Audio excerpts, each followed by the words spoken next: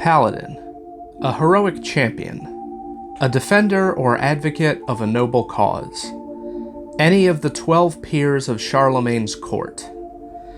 From their introduction to tabletop in 1975, the Paladin class was required to be lawful. When 1st edition Advanced Dungeons & Dragons emerged, good and evil were added to the alignment spectrum, and Paladins were deemed lawful good. This requisite persisted through 2nd and 3rd edition, insisting that Paladins must be lawful good, and to commit an evil act is to forfeit your Paladin status and become a regular fighter. These days, people think Paladins can be of any alignment, and that lawful good Paladins are boring. I'm here to make the case for always lawful good Paladins. Point number 1. In 4th edition, the description for the Paladin class has this to say. As fervent crusaders of their chosen cause, Paladins must choose a deity. Paladins choose a specific faith to serve as well as an alignment. You must choose an alignment identical to the alignment of your patron deity. A paladin of a good deity must be good, a paladin of a lawful good deity must be lawful good, and a paladin of an unaligned deity must be unaligned. Oh yeah, if you didn't know, 4th edition made an absolute mess of alignment. You only had 5 choices instead of 9. Good, lawful good, evil, chaotic evil, and unaligned. Gross, right? Evil and chaotic evil paladins do exist in the world, but they are almost always villains, not player characters. There you go. Paladins of any alignment were introduced in 4th edition D&D, everyone's least favorite edition, therefore I win. Paladins can only be lawful good. Video over. Point 2. The Paladin's features.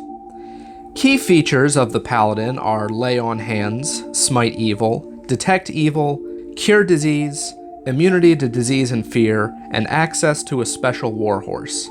Healing the wounded, smiting the wicked, all good deeds. If we look at 5th edition, we find the features of the Paladin are called Divine Sense and Divine Smite, but we all know what that means.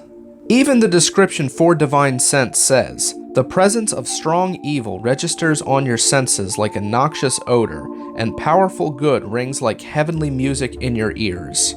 If one perceives evil as a hideous stench, would they willingly be evil? Lay on hands is described as such. Your blessed touch can heal wounds. This is not the verbiage of a class that allows evil members. Point 3. Oaths. Looking at 5th edition, at 3rd level, Paladins choose an oath to follow.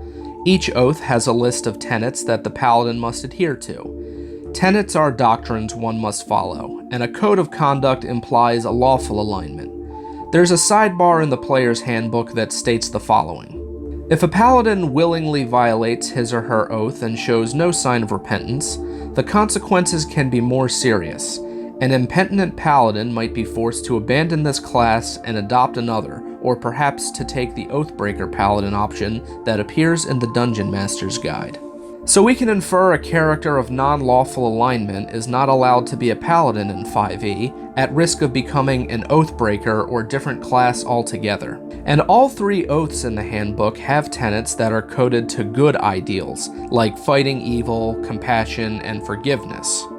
And yes, I know that there's other oaths in supplemental books like Oath of the Crown and Oath of Conquest, but to acknowledge them hurts my argument, so I'm not going to. So there you have it, my 3-point argument as to why Paladins must always be lawful good.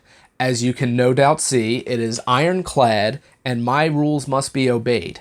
However, before we end things, let's humor those who still disagree with me and look at the case against always lawful good Paladins. Point 1. I allow Paladins of any alignment at my table, and my players are okay with that. Well, that's fair enough. Don't let me poo on your party. I concede. Goodbye.